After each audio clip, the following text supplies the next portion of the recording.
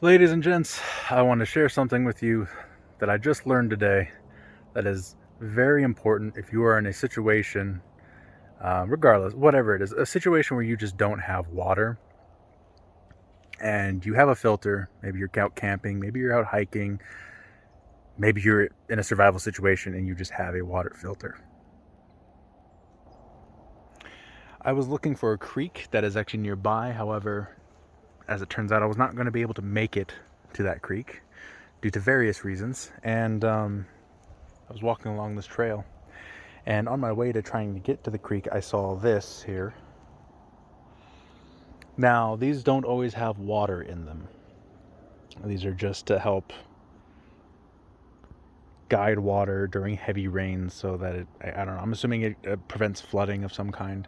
But I know it goes all the way down the hill to the next trail where there's like a trench and the water can be funneled through. There's a bunch of these. They're all dried up. This one is mostly dried up. As you can see, it is actually muddy. There is still some water in it. However, I ignored this on my way to the creek, and it got bad. I was very dehydrated from climbing up here. I had no water, and I dismissed this thinking that's not going to do it. I need to fill up my water bottles, my actual supply of water. Right here is a puddle. I don't know how well it shows up on camera. You can see a little bit of the sparkling from the water, but this is a puddle right here. And I said, screw it. I need water. Regardless of whether or not I can fill up my bottles, I just need some water to drink now. And I went for it.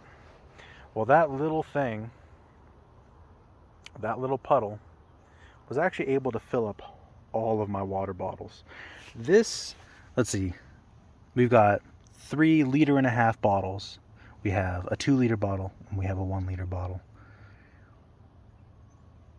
We've got about 8.5-ish liters, because this is a 900 milliliter, about 8.5 liters of water right here. I was able to fill up all of these from that little puddle. And that is thanks to this little filter here that I got. This is the Survivor Filter Pro. Actually, it doesn't say Pro on it, but it is the Survivor Filter Pro. I got it on Amazon a few months back when I was preparing for this, and I am so happy I got it. All you do is take this end here. This has a filter in it. You toss it in whatever water you're trying to filter. There's actually, I think, at least 2 more filters, maybe even 3 in the body of this itself. I think it's actually just 2 more filters. And then it goes out into the bottle. And with this thing, I was able to get the 8.5 liters of water out of that little puddle. And that little puddle still has not extinguished. It is still there. It has not changed size, at least not visibly to me, in the hour it took me to fill all these up. Now, looking up a bit more, there's more mud, there's a little bit more water, so there's probably a very slow trickle going back in there. That thing doesn't pump water super fast, so I could believe that it takes water as quickly as it was being replenished. But yeah, I know a lot of people, like through hikers and ultralight backpackers and stuff, they will go with the like the Sawyers or the Catadines or even the Life Straw. And the Life Straw probably would have worked pretty good for this too, but I am glad I did not go that route, because if I had those and I had to try and stick my bottles in there and fill them up as much as I could,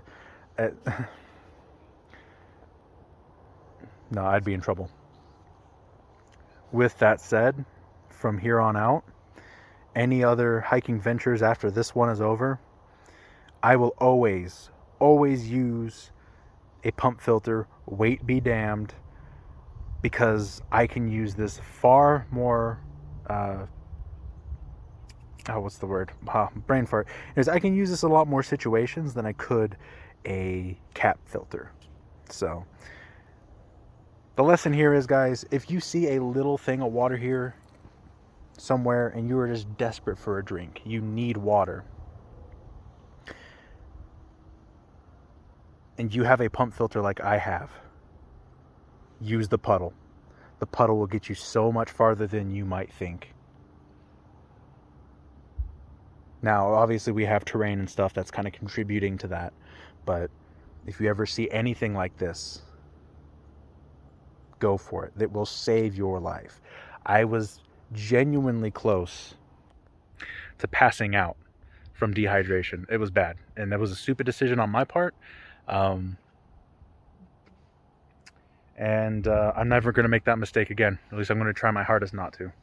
And yeah, lesson learned for me. I hope it's a lesson that comes in handy for anybody watching this too.